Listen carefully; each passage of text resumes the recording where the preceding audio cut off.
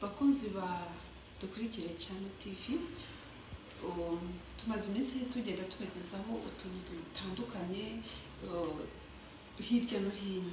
Ubu rero uyu munsi tugiye kurebera hamwe buryo ki twafashanya ku nkunga y'ibitekerezo, tukarebera hamwe ese twarwanya gute ubwinshi bw'abana baza mu muhanda, dore ko mu muhanda hasigaye harimo abana bato cyane barimo kugenda biyongera baza ari benshi. Ese twakumira gute ubwinshi bw'abana baza mu muhanda?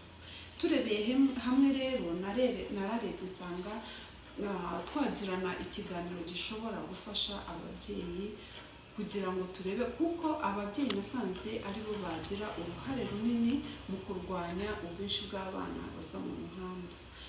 Ni ukuvuga ko kugaburira abana ntabwo bihagije gusa. Icyo naje kureba, nararebye nsanga ibitekerezo twasharinga ari uko twaba engage n'abana, kuba engage n'umwana, kuba hafi umwana, kumugaburira nyine birakwiye nibyo, ariko nanone twagirana ibiganiro n'abana, tukiyegereza abana, twareba buryo ki abana batwiyumvamo,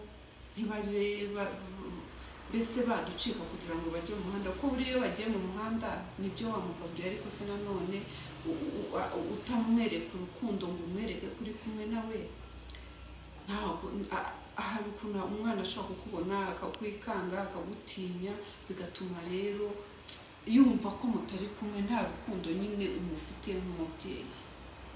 Urumva ubwo agatangira rero akagucika akajya mu muhanda, nawe ukareba uti se ko mugaburira nkabamuhaye byose bishoboka,